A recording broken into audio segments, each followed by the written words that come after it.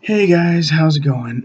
My name is Xavier Haywood, and today I'm going to be talking about a very emotional topic that most people would definitely not want to really talk about, which is about euthanasia.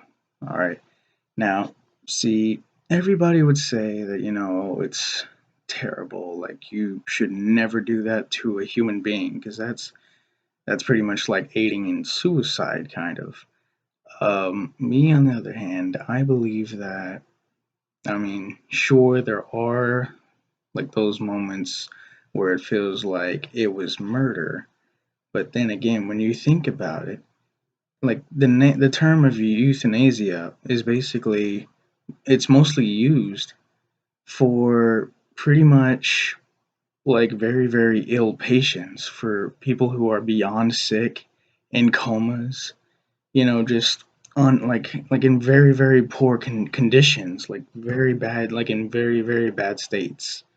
Like according to Britannica.com, there was this one lady where she was brain dead in South Korea, and they even recognized it as pretty much what they call a right to die with dignity.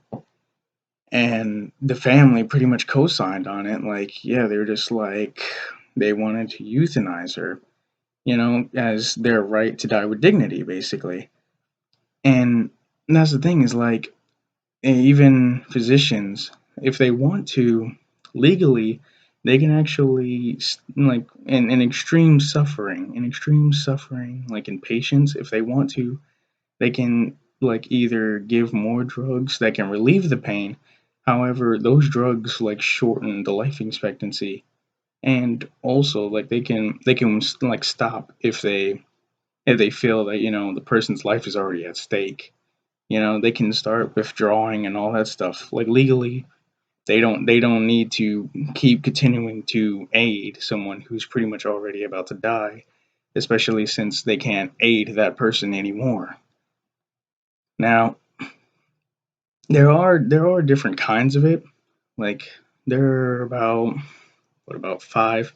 There are about five different kinds of euthanasia, and let's see. One of them was active, where a person a person intervenes to do it, and this is according to like computer science John Cabot edu.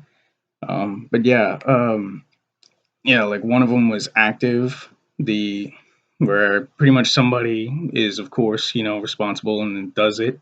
There's passive, where the person like the cause of death was, as I said before, yeah, the withdrawal of support, pretty much, and treatment that they could have gotten, but since they were ill, it's pretty much already there.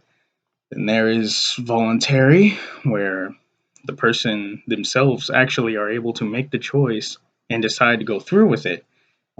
Now that's a different subject, but still, that's on their behalf, and that's legally their right if they choose to go through with that. The fourth one is non-voluntary, where somebody else has to make the choice, like that single choice, on somebody else's behalf. Which, like I said, it may seem like murder, but it's not. Because, like, imagine like seeing someone you love deeply just you know in a comatose, or as I said before, the woman who was in a brain dead state, like that. Like seeing that in person would just shake you entirely. It's not a happy feeling at all, and that's just making the other person feel worse. So, like, it's the call. And then there's five, which is, well, this one's definitely what sounds like the murder, which is the involuntary, like the voluntary, like euthanasia, which is against someone's will, of course.